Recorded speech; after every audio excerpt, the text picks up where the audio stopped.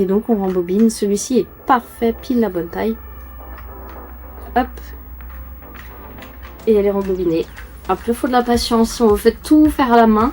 Ça c'est du succès à un moment, ça. Olympia 82. J'étais pas né, moi. Des groupes emblématiques comme les Doors, les Who, Guns N' Roses. Donc on est un disquaire qui ne vend pas de disques, uniquement de la cassette et de la VHS. On a ouvert le 6 janvier, donc ça fait 2 mois à peu près aujourd'hui.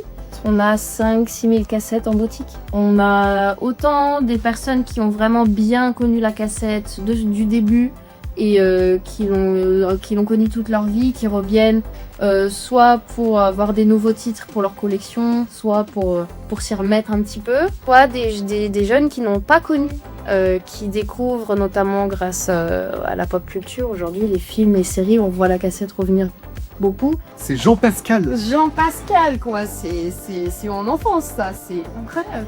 En fait, j'achète encore des cassettes, j'écoute encore des cassettes. M'arrive même de me promener avec mon Walkman des fois dans le métro. Et je vois des gens qui me regardent bizarrement quand je retourne ma cassette pour changer de face. Le petit côté retour en enfance, parce que quand j'étais petit, mes premiers supports de musique, c'était des cassettes. Oui, c'était Tomber la chemise.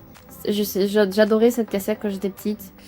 Et j'ai fait tomber la cassette derrière un radiateur et j'ai voulu la rattraper avec un cintre. Sauf que du coup, j'ai rattrapé que la bombe et tout s'est déroulé. Et voilà, c'était la fin de ma cassette préférée. Franchement, non, on s'attendait pas à ce que ça fonctionne autant et aussi vite. Vraiment aussi vite. Ça attire pas mal les curieux et des fois, les gens viennent justement pour regarder.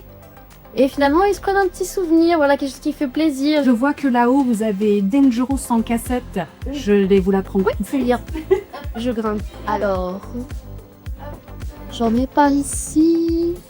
Je suis émerveillée par autant de cassettes.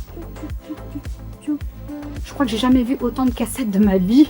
Et moi, mes premiers souvenirs de cassettes, je crois que la première cassette que je me suis achetée avec mon propre argent de poche à l'époque, ça devait être Dorothée.